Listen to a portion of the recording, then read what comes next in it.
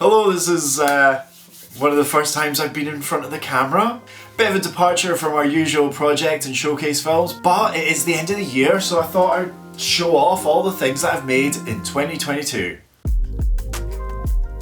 I've never really tried to articulate this before, but this channel is about my journey as a sewist, trying to make things with things that I find in the charity shop or stuff that's lying around the house that doesn't have a purpose, and turn into garments that I think are beautiful, that make me feel good when I wear them. This year I've made 11 garments, 7 of my little skill videos, and repaired the Forever jeans more times than I would care to admit.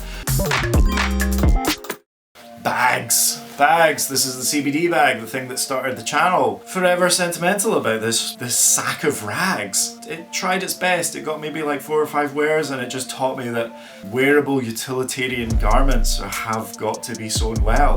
This, on the other hand, oh my god, it's almost good. It's almost good. I love this thing so much. I've been using it a lot since I made it. Still some flaws. This strap, I put a jacket on it and obviously I broke it immediately because I stuffed too much fabric in there and dripped it off. Nobody's like pointed out like, oh god, did you make that? Like, it really shows. So that's okay. The question is, what happens next? Like, am I gonna just like make a better version of this and like put it away and forget about it, or am I gonna repair this? Do you know what? I'm just gonna use it. I'm just gonna use it for as long as I can before it sort of collapses on me, because it's great. Hanten's, probably my favourite project this year. I couldn't have done any of it without this book. It's funny, it's an American book. It's written by some people in California, so I can't really vouch for its like Japanese authenticity, but all the information in here is helping me learn about the silhouette of Japanese clothing, and there's some things in here that I'm going to try and integrate into future projects. I've worn the deviation jacket a lot. Like, I absolutely adore this thing. It's great. One of the things that has happened quite a few times, which is amazing, is that people have noticed it. They've said, oh, that's a nice jacket, and then I've gone, I don't know if you know this, but I sewed this myself. All I see are the faults and the failures and all of these details that I still haven't fixed. I haven't done anything about these. Yeah, I love this thing. Super happy with it. This thing, on the other hand, has been worn maybe twice, and it has been like, people have looked, and I don't know if it's a good look or a bad look, but people have been like, what's that guy wearing? It still needs work. I still need to fix it. So the plan is that I'm going to strip this down to its panels. I'm going to retake all my measurements and make sure, because I feel like this shoulder length here is too long, which makes this too long. And I really want to keep as much detailing as possible on these sleeves, so I don't want to cut too much material out of them. Yeah, I just want to do it in a way that really leans into the tradition, just so that I have like the quintessential Hanten in my wardrobe. I highly recommend you have a go. You can watch my videos, there's a fair amount of information there, but really just get yourself this book or something similar, because that's the way to do it. Okay, I just undermined the value of the channel there.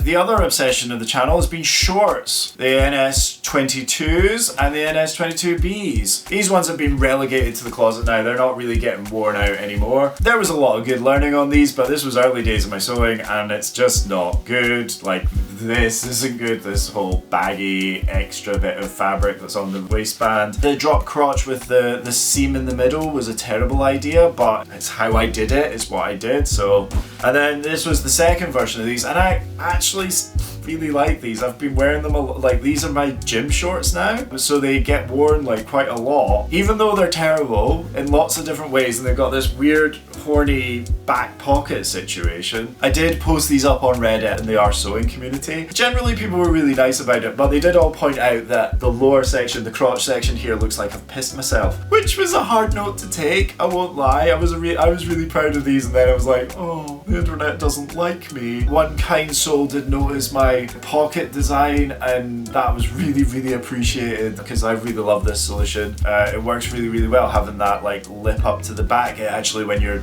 in weird positions on the machines at the gym, like, your phone's not going to fall out, so that's the phone pocket.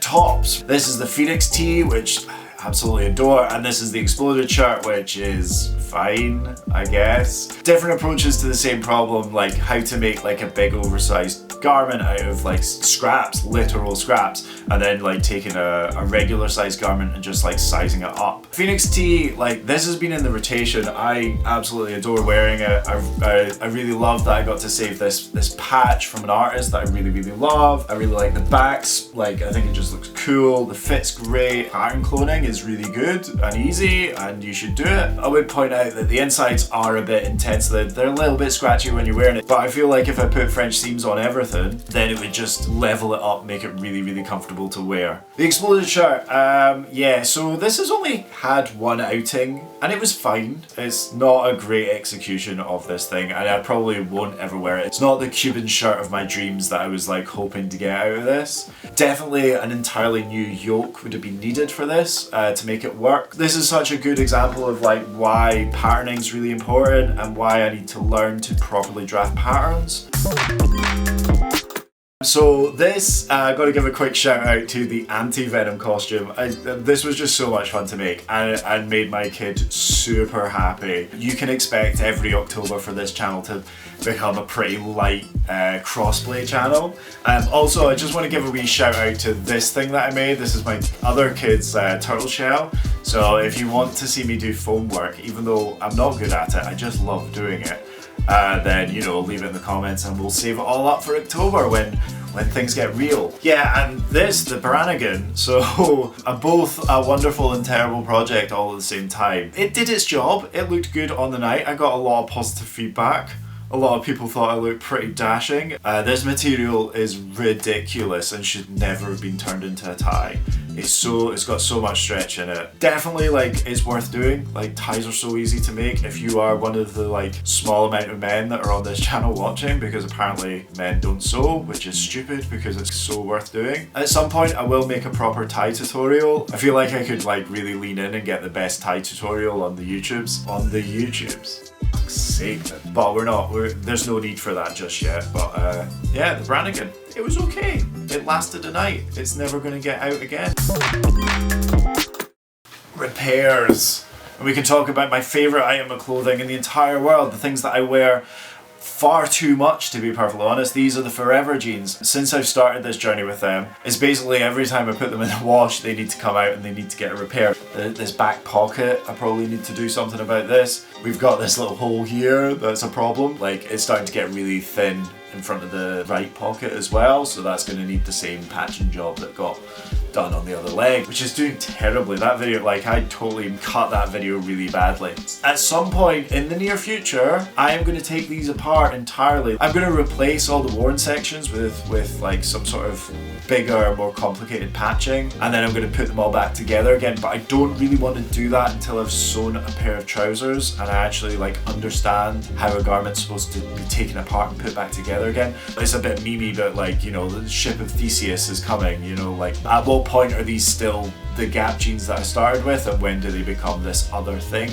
Like repairing your clothes, it's so easy and you can do it without a sewing machine. You don't need any fancy thing, you just need thread, a needle and a bit of time. Make one tiny little effort to like try and save the world from impending doom. Oh yeah, probably talk about these. The Frankenblazers. It worked. I've worn them a lot. They are totally great. The thing is though, that these shoes, when I first got them and they were new, were like just beasts. I could wear them in every situation and my feet would stay dry. And now, after my efforts, they don't really keep me dry anymore. They kind of just suck the water up because I haven't figured out a way of sealing up the sides. As many people have said, why don't you just buy some new shoes? Well, because giving money to Nike is always a problem, and buying cow leather brand new, I mean, who says this is leather anymore, but you know, but buying animal products is problematic as well, and I don't know. And also, like, when am I gonna get a purple swoosh? I love this swoosh, it's so good. I can't recommend that you go and resole your trainers unless you've really got access to the kind of machines that they use in, say, a Nike factory, so that you can actually get that press seal in. Because they do not want you to repair their stuff, they want you to buy another pair, and they want you to keep consuming because that's the only way they're going to survive, but they need to die, and I need to stop buying Nike products. I really do, but I just just love a pair of high tops. I like wearing chunky high tops, and there is only one brand for that. So that was like all the things that I made this year. Looking forward, looking at what's coming up, I'm actually mid-project on another plastic sheet project, because, you know, the algorithm rewarded me, so I will do it again. The big plan for 2023 is to elevate what I'm doing to try and get better. To that end, yeah, I got myself this book.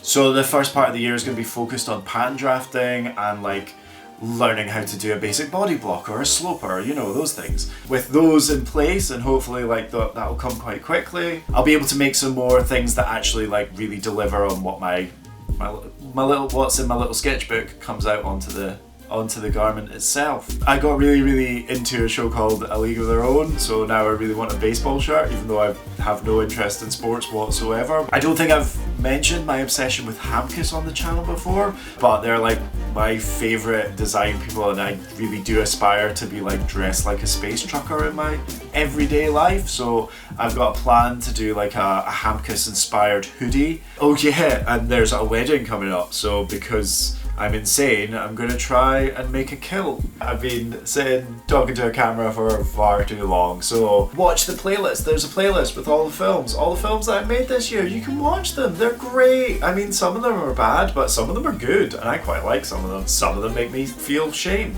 like deep down shame, but you know, this is the beast. That's enough, right? I can move on. See you later. Bye.